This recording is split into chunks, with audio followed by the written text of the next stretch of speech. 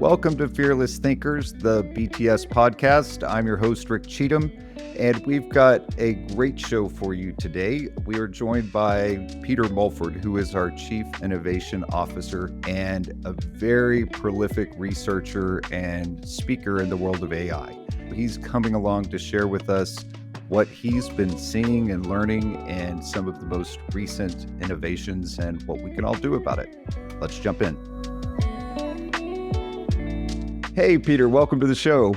Hey, good to see you again, Rick. I got to tell you, every time I hop on LinkedIn and see something new from you, I sit here and go, how is he doing so many things at the same time? How are you holding up, my friend? Well, I've got artificial intelligence to help me. That's the start of it. I've got an army of intelligent robots helping me navigate the wild world that they are creating. Wow. Well, I guess I walked right into that one. And speaking of which, I feel like the robots are coming for my job. I mean, what the heck with this new podcast of yours? It's funny. No, well, you know, that old chestnut you can hear in social media now that AI won't take your job. It's people who understand AI that will take your job. I don't think that's entirely true, actually. It's certainly one of the things that I think more people are becoming more aware of all the time. There really is something to discover downstream of using artificial intelligence to make yourself more effective at work. People are moving from exploration and really starting to get to impact, which is encouraging to see. It took a while to get there, but people are definitely getting there. Cool. I want to dig into that more, but before we do,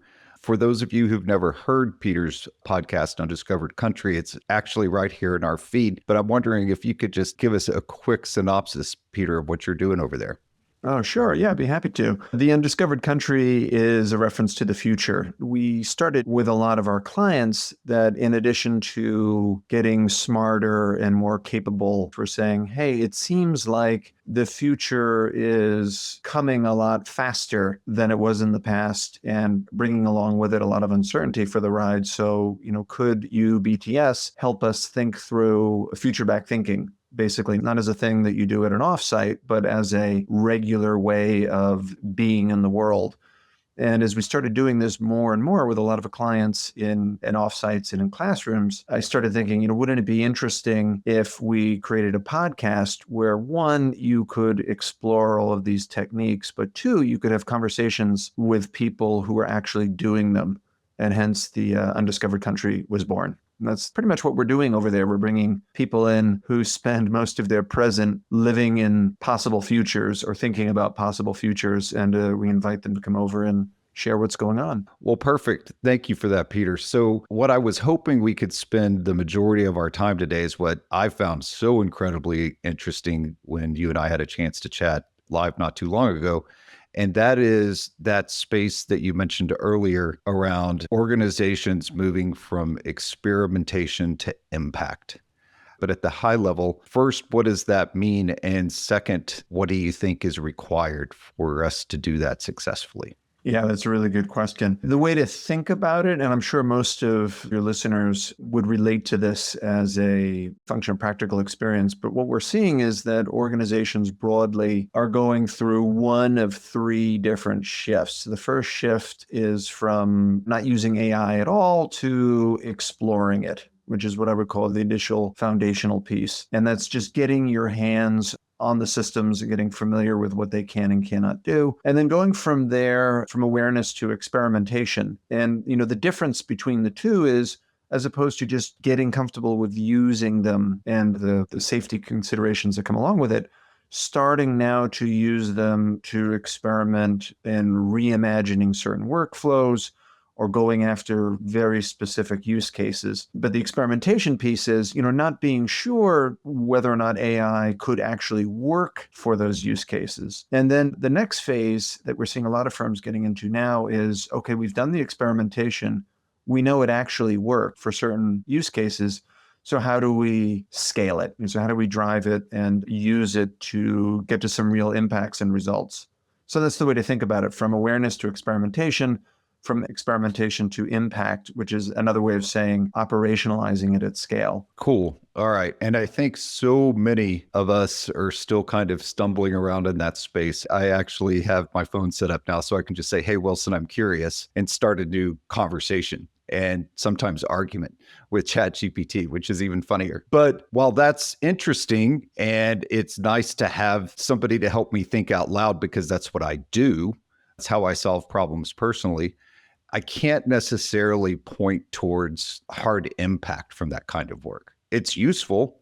Sometimes I think it makes me faster. Sometimes I wonder if it makes me slower, but I've kind of put that in the category of experimentation when I think about it in my own world. Then how do I begin to pivot towards understanding real impact and operationalizing AI into what my team and I do? Yeah, it's another great question. There's, I would say, maybe an obvious part of how you do this, and then a less obvious part. I think the obvious part is you do want to start by identifying a use case that matters, or a problem that matters. And this is what we do as business people most of the time, right? So it's you want to take a task that has a lot of value at stake, which means it's, a thing I don't do that often that really, really matters, or a thing that I do that maybe has a small impact, but I do many times during the course of the week. Either way, it's something that really drives value for the business one way or the other. So you identify this use case that has high value at stake, and then you have an opportunity to look at it and say, all right, is there a pain point associated with this particular task that I can automate or mitigate? Or conversely, is there something about this task that I absolutely love that makes me engaged, or that's a source of competitive differentiation for me and my team that I can augment? So those are your two tasks. But the first part is of course, figuring out a task that has a high value at stake, because otherwise you're likely to use AI to automate or augment something that doesn't really matter, in which case you shouldn't be too surprised if a week later you're using it and you're like, okay, that was clever, but it's not really making a difference. So that's the obvious bit. If you're going to use AI to automate or augment something, make sure it's something that matters. Then maybe the less obvious bit is, as you start to use AI in this capacity, and in this case, by the way, we're talking about generative AI specifically. There's a difference between using generative AI simply as kind of search on steroids, or a very sophisticated kind of Microsoft Excel to optimize a task. And you want to shift from thinking about it that way to thinking about it as a virtual teammate. And this anthropomorphism may sound kind of cute or clever, but it's absolutely pivotal to getting the most you can out of these systems. And more importantly, to avoiding basically the downsides of these systems. And the easiest way, I like to think about it is, think of your AI as a very well-read, but very inexperienced coworker that really wants to please you and to help you get work done. And something interesting starts to happen. You notice immediately, if you do this anthropomorphism, that you're going to do things like be very clear on what you ask it to do, especially if you're a good manager, right? And maybe help your coworker understand, take the first few steps together, and do things like check the quality of their work and engage in a conversation with them. I would say maybe for you, you want to start by being clear on, if I automated tasks or augmented them, would actually make a difference, because they're meaty tasks to begin with. Yeah, for me, Peter, it definitely is easier to think of generative AI, even if it's a fictional friend, but that coworker kind of thinking. I'm wondering if you could say a little bit more about what's holding people back from that way of thinking, and also how that potentially comes to life. Yeah, I think that people, ourselves included, can be forgiven for being a little confused about this particular technology shift. I mean, the analog I like to draw is with the Industrial Revolution. And the analog goes something like this. If you think about the Industrial Revolution as simulating what we did with our physical bodies using machines, the AI revolution is simulating what we do with our brains using math. I mean, basically using math on steroids, if you will, which is what most AI models are. But the problem with this, of course, it's a little tricky to get your head around, no pun intended, is, well, how do I think about a tool that basically does thinking for me, or at least is simulating cognitive thought? So that's why, I think a lot of people are simultaneously worried about the systems and confused about how to use them. I find this anthropomorphism actually helps a little bit because everybody, there's no one listening to this podcast who hasn't worked with a coworker who is a PhD in one topic or another and who wants to partner with you to get some work done. So if you tap into that experience you have and do it with a little bit of imagination, you realize, oh, okay, lucky me that I have a PhD level coworker available to help me think through the problems I have. And luckily, this particular coworker is available to me 24/7, doesn't talk back, and doesn't pass judgment. So, I can ask questions that I might be embarrassed to ask in any other context freely because there's no judgment with these systems, at least not yet. It's funny. I don't want to do any advertising, but a little shameless plug for BTS. We have some programs where, imagine you're going through a training program and then suddenly you have to interact with an AI bot. And for one client in particular, I'm not going to say who, it's all about having difficult conversations, right? And this one bot is really funny. It's a high-performing salesperson who is feeling quite pleased with themselves for hitting their numbers, but is just absolutely not collaborative and treats younger employees horribly. And you have a conversation with this thing, and it's so realistic, as you're talking and you're saying, well, do you really think that's a good idea? And the AI comes right back and says, well, what do you want? You want more sales or not? What do you think? And I'm like, oh man, shame glaze coming from the artificial intelligence. Well, as a grizzled old sales leader, I can say I've probably had way too many of those conversations through the years. It seems like there's always that one great seller that unfortunately leaves a path of destruction.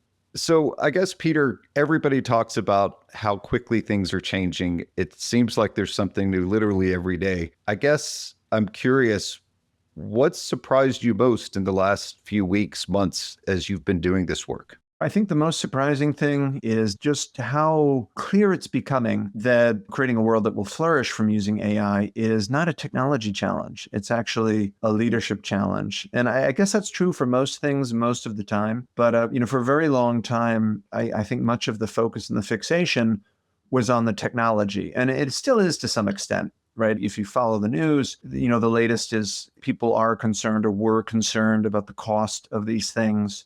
And you'd hear people say, like, wow, we're going to spend hundreds of millions and billions to build up the infrastructure. And where's the data going to come from? And where's the energy going to come from? And then, more recently, DeepSeek in China, I'm sure you've noticed the news and your listeners are aware of this as well, came out with a cheap model. And so that seemed to suggest that things were going to get cheaper faster. But hidden beneath all of this is, as these companies are getting better at building machines that are better and faster and, quite frankly, so intuitive to use, it's becoming just really, really clear that moving forward, the problem is not going to be around the technology. The technology companies will take care of that, and it's all going to come down to a leadership challenge. And by a leadership challenge, I mean, rather than just some phrase, specifically some pivotal mindset shifts that organizations will need to undertake. And once they do, things could be amazing.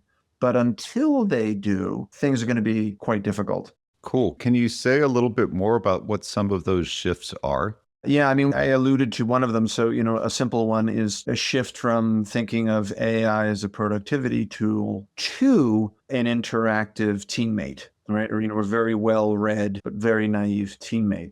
And things like moving from being a gatekeeper of information to a steward of collective intelligence in the business. I think this is going to be a particular hard one as people start to realize that they're not the smartest person in the room anymore because there are systems that are as smart or at least as knowledgeable right there available to everyone 24/7.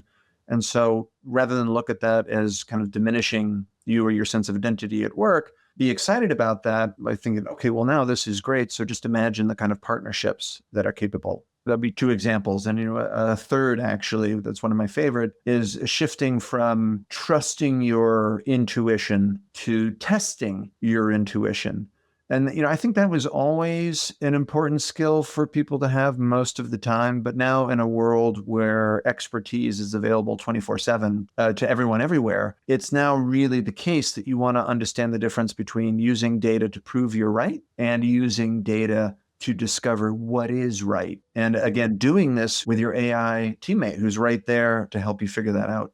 It really is exciting. There's something really remarkable to be discovered at the other side of these shifts, but you have to make them, and they're going to make a lot of people uncomfortable, especially people who more or less identify themselves for being an expert at something and being the only expert at something, for example. Wow, that last one especially gets me. I think that's a great insight. So, as always, our time is too short, my friend. For our audience, if you want to continue to learn along with Peter in the world of AI, I would encourage you to follow him on LinkedIn. He's very prolific there. We'll make sure that link is in the show notes. And we also encourage you to listen to Undiscovered Country. And with that, Peter, my friend, thank you so much for joining, and look forward to our next conversation. Good seeing you, Rick. I look forward to it as well. Thanks for joining me today. It's always a pleasure to bring to you our fearless thinkers. If you'd like to stay up to date, please subscribe. Bios for our guests and links to relevant content are always listed in the show notes. If you'd like to get in touch, please visit us at bts.com. And thanks so much for listening.